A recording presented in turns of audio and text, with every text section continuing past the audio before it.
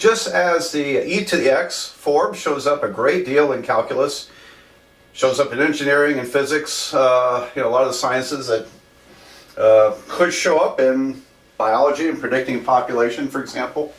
We also see its inverse function, natural log, show up a great deal. And so, what is the derivative of natural log? Okay, I think I answered that in some videos back, but I'm going to derive it now. What is the derivative of the natural log function? Okay, well, I think the way to go about this is, let's say that y equals to the natural log of x. I'm kind of using an approach kind of similar to how I did the inverse trig functions. I don't know what to do with that yet as far as derivatives, but I can rewrite it in a different format, because x is e to the y power. Alright, so, and just to make sure you see what's going on, natural log of x is log base e of x, and so to write this in exponent form is e to the y equals to x. So x is e to the y. Alright? Except we usually call it ln, not L log base e. It's ln. So anyway, it works. It works. And I want to know what is the derivative going on here. So if I take the derivative with respect to x of that equation, well, here it's just a derivative of x with respect to x is going to be 1. And this derivative, well, we know how to take the derivative of e to a function. We rewrite the function, e to the y, but because our variables are different, it's sort of like an implicit derivative. So the chain rule says I'm also going to have dy dx. Alright. So, well, dy dx is exactly what we're looking for. And when you think about it, so y prime, or dy dx, is 1 over e to the y. So I just divided both sides by e to the y. And e to the y is, natural log is x. Okay, so e to the y is literally x. It's 1 over x. So when you put all this together, y prime is the derivative of the natural log of x. The natural log of x is 1 over x. Like that. Isn't that wonderful? Okay, so it's also fairly simple there. Alright, so let's do a bunch of these and get you used to taking the derivative, and then we can't really integrate natural log yet. Okay, it's another one of those integrals for which we haven't yet developed the technique. And so this can be done by the technique called integration by parts, which is calculus 2 material. So we're going to have to leave the antiderivative of natural log alone for now, and save that for next semester.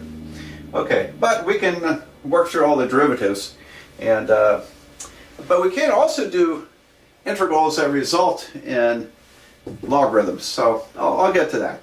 So anyway, let's first do some derivatives. First of all, I want to point out that I forgot to mention this a second ago. X has to be greater than 0. Well, obviously not 1 over 0, because that would be division by 0. But a logarithm, natural logarithm of a negative number, does exist. It's a complex number. Okay, and we really don't tackle complex number calculus in a traditional one-year calculus course. So I will show you a little bit of this in a little bit later on here when we do some integrations. And just, I don't know if that will satisfy your curiosity, but it is possible to take the logarithm of a negative number. However, the answer is always a complex number. And it involves the letter I equals square root of negative 1. So we stay away from it, because calculus 1 and 2 are all about calculus in the xy plane. And calculus 3 is about multivariable calculus. It could be in space.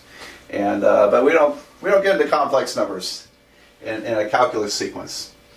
Anyway, so it's kind of take for granted that x has to be a positive. Can't be 0 here. Okay, so I just erase that. What is the derivative of the natural log of 2x? Well, the form is 1 over the function, 1 over 2x. But because that's not x, it's something else, I have to apply the chain rule. Times the derivative of 2x. Okay? And that's easy. This is 2. So I get 1 over 2x times 2. And look what happens. The 2's canceled. I get 1 over x. So isn't that a curiosity here? Because the derivative of natural log and derivative of natural log of 2x, x and 2x, are both the same. We get 1 over x. And I don't know if that's a kind of a mystery to you. Why would that work that way? Well, here's the plan. Here's the idea. The natural log of a product of numbers actually is the logarithm of a product of numbers. It doesn't have to be natural log, it could be log and some other base. But when you take the logarithm of two numbers or two quantities multiplied together, you can rewrite it as a sum of logarithms. So natural log of x times y is natural log of x plus natural log of y. And while we're at it, the natural log of x divided by y would be natural log of x minus natural log of y. That's the quotient rule for logarithms. And while I'm at it, the other, it may come up, I think it probably will. The natural log of x to the n is n natural log of x. So we have product rule, quotient rule, power rule of logarithms. Okay, and they're related to those rules with exponents. All this is covered in a college algebra or a pre-calculus. Hopefully you've seen all this logarithm stuff before, but you might be a little rusty. So I always like to do a little quick review of these properties. And they're very nice properties. This is why logarithms were designed to begin with, back in the 1590s. For computational purposes, people were able to do large multiplications by adding logarithms. That's a long story, isn't it? Okay, so anyway, so when you think about this, I'm going to use this rule here, and because the natural log of 2x is the natural log of 2 plus the natural log of x. So I could split this up if I wanted to into a sum of two logarithms, and that's just a number. It's about 0.693, I think. That's just a constant. This derivative is going to be 0. So I end up with the derivative of natural log of x, which is 1 over x. So there we go. And that's how you do that. So we can do it kind of the long way, or realize that it's natural log of 2 plus natural log of x. That derivative is going to be 1 over x. Kind of nice property there. Okay, let me show you another one. Kind of like this. And this time I want to use the power rule property of logarithms. So let's take the derivative of the natural log of x squared. Alright, so if I do it the conventional way, it's going to be, following this format, it's going to be 1 divided by the function, 1 over x squared, times the derivative, getting ink all over my fingers, times the derivative with respect to x of x squared. So there's the chain rule, and I get 2x over x squared, which reduces to 2 over x. Great. All right. So, and that's kind of interesting, because now I'm squaring x. Up here I didn't. The only thing that happens is that now I doubled my numerator. And by the way, don't confuse this for the square of the natural log. Okay. This is squaring x. If we want to square the natural log function, we're going to have to put it in parentheses. I can't think of any really applications for this, but who knows? Maybe there's one out there somewhere. All right, so but let me show you the alternative way of thinking here, because I think it's good. Remember, I had a property up here a minute ago. The derivative, not the derivative. I'm sorry. The logarithm of x to the n is n natural log of x. And so that's the power rule of logarithms. And by the way, it's not hard to prove these rules. I just did a calculus class, so hopefully you got to see these proofs in college algebra or pre-calculus. But this rule says you can pull the n down in front and get that. So if I wanted to do that here, I could say, well, this is the derivative of 2 natural log of x. In other words, I brought the exponent down in front. That works. It works every time. And so I'm really taking the derivative of 2 times the natural log function. And that's why I get 2 over x. 2 times 1 over x. Like that. Isn't that nice? So there you have it. Okay, well, let's do some more complicated derivatives with natural log. What is the derivative of the natural log of this polynomial? And by the way, I happen to choose a polynomial that's always going to be positive. No matter what real number I actually plug in there, it's a positive number. So I don't have any of those concerns about taking the logarithm of a negative number. All right, so and what do? You just simply write derivative of this natural log is 1 divided by this function, or x to the 4th plus 3 x squared plus 7, times the derivative of the function. So again, it's the chain rule. And I guarantee you need to practice a lot of these just to get all these rules hammered into your head so that you don't screw up this part of calculus. And so you should do a lot of practice with this. All right, so that derivative will supply my numerator be 4x to the 3rd plus 6x plus 0 over my denominator x to the 4th plus 3x squared plus 7. There you have it. That's how you do that one. Another example, derivative of the natural log of sine x. Okay, so 1 over sine x, 1 over the function, times the derivative of the function, the chain rule part. Well, the derivative of sine is cosine. There you go. And we get cosine over sine.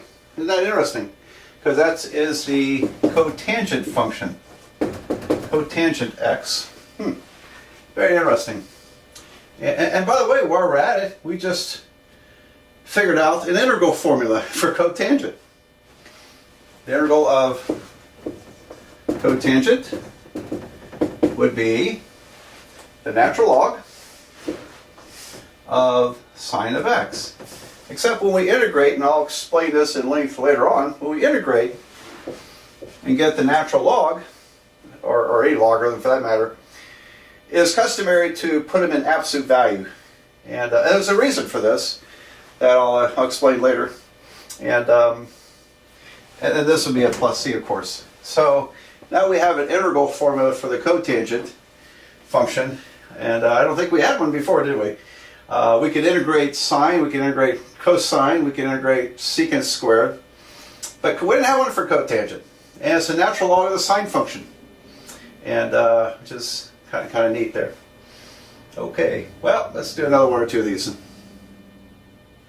The derivative of the natural log of x squared plus 7x plus 4 divided by x squared minus 3x plus 5.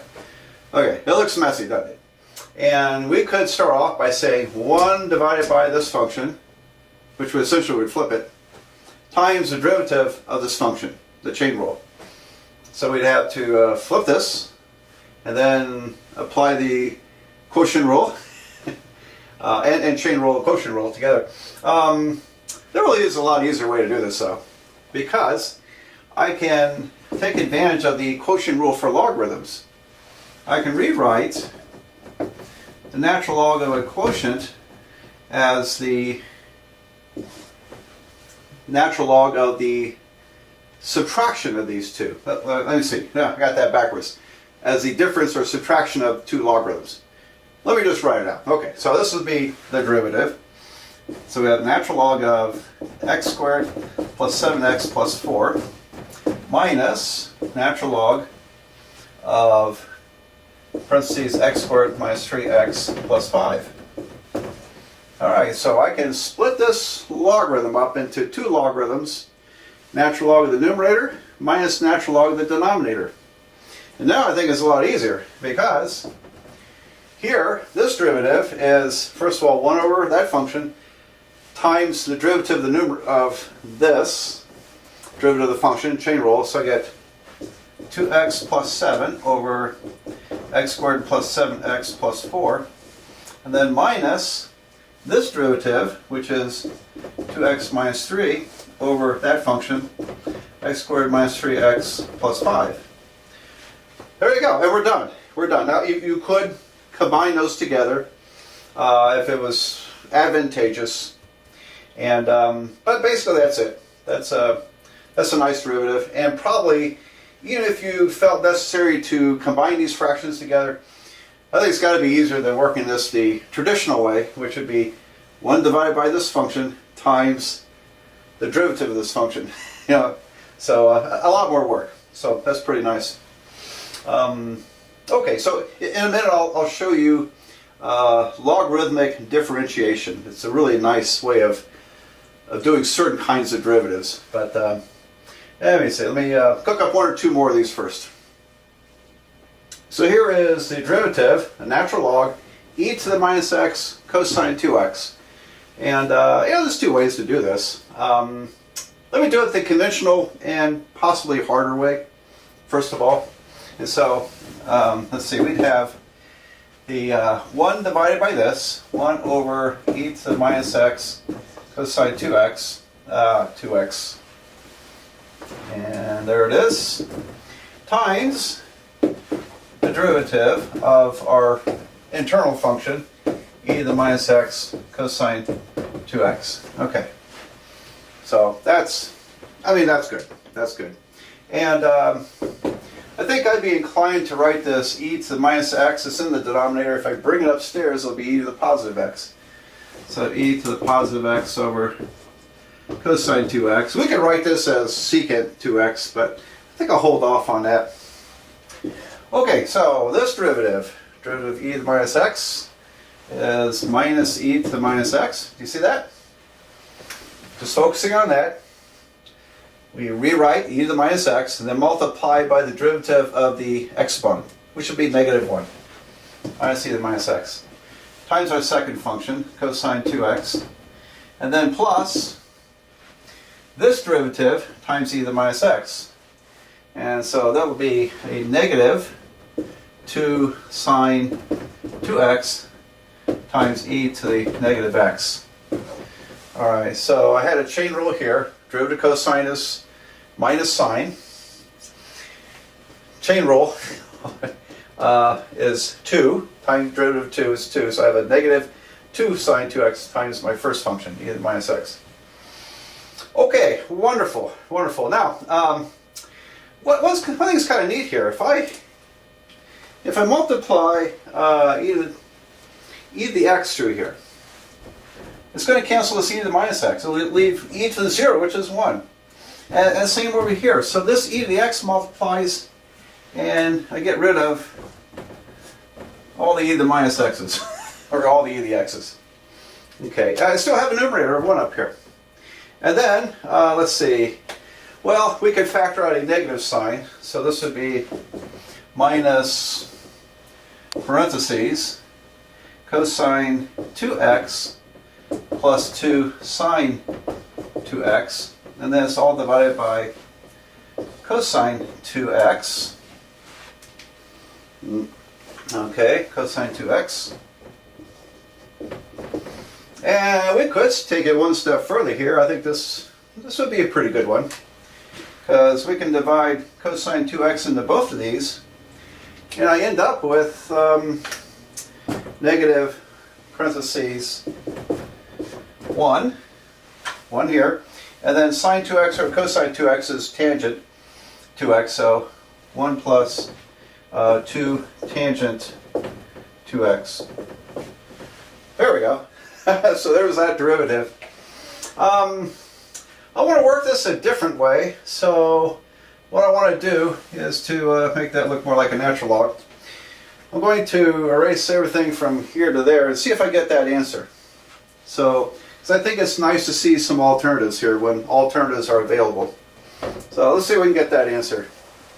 If I don't, I'll just have to erase all this, start over, and you'll never know I screwed up. Okay, so, and I gotta tell you, once in a while that happens. You know, I map it up here, I make sometimes some goofy errors. Like I took the derivative the other day and got something plus c. Okay, no, you get plus c when you integrate, not when you take a derivative. Okay, so natural log of a product would be derivative of natural log e to the minus x plus natural log cosine 2x, like that. So I can split up this product. Those two are multiplied. Natural log of a product is the sum of the logs, sum of the natural logs. And here's what's nice. Natural log e to the minus x, the natural log cancels the e. That's negative x.